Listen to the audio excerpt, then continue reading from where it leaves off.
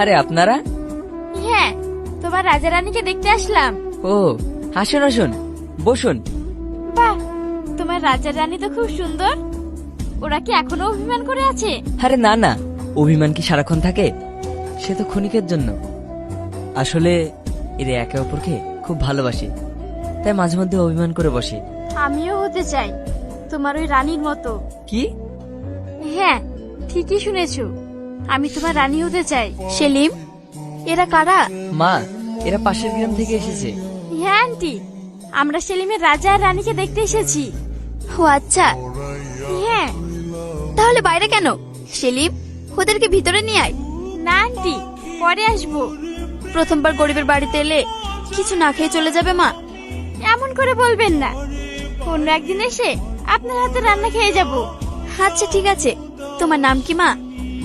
আসলে আমার নাম হাসি, কিন্তু আপনি আমার মায়ের মতো, তাই আপনার মুখে মা ডাকটাই মানাচ্ছে। তাই? তোমার নামটা খুব সুন্দর। আচ্ছা ঠিক আছে, আমি তোমাকে মা বলেই ডাকবো।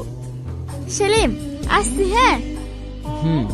আর হ্যাঁ, কাল বিকেলে আমি নদীর ধারে অপেক্ষা করব, তুমি অবশ্যই আসবে কিন্তু। আচ্ছা ঠিক আছে। শুধু রাজাকে নিয়ে আসলে, রানীকে নিয়ে আসুনি কেন? রানী একটু অসুস্থ তো, তাই নিয়ে আসিনি। হ্যাঁ, কি হয়েছে ওর? ও তেমন কিছু না, রাত থেকে ঠিক মতো খাওয়া দাওয়া করছে না। ও, ডাক্তার দেখিও কিন্তু। হুম, বাড়ি গিয়ে নিয়ে যাব। হাসি, তুই এখানে কি করছিস? আর এটাকে?